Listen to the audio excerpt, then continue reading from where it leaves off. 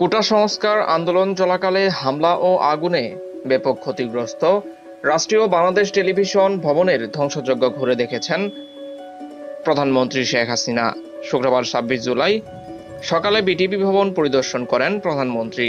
পরে তিনি ক্ষতিগ্রস্ত প্রতিটি সেকশন ঘুরে দেখেন। এ সময় টেলিভিশনটির কর্মকর্তারা তার সঙ্গে উপস্থিত ছিলেন। বিটিভি ভবনে ধ্বংসযজ্ঞ দেখে প্রধানমন্ত্রীকে হতাশ ও অসন্তোষ দেখা যায়। তাকে ধ্বংসযজ্ঞ দেখানোর সময় কর্মকর্তারা তাদের চোখে পানি ধরে রাখার চেষ্টা করেন। তখন সেখানকার পরিবেশ ভারী হয়ে উঠলে প্রধানমন্ত্রীকেও অশ্রুসিক্ত হয়ে পড়তে দেখা যায়। এরপর বিটিভির সদর দপ্তর ও ভবনে ভাঙচুরের একটি ভিডিও চিত্র প্রধানমন্ত্রীকে দেখানো হয়। বিটিভির কর্মকর্তা কর্মচারীদের সঙ্গে কথা বলার সময় তাদের সান্ত্বনা দেন প্রধানমন্ত্রী শেখ হাসিনা।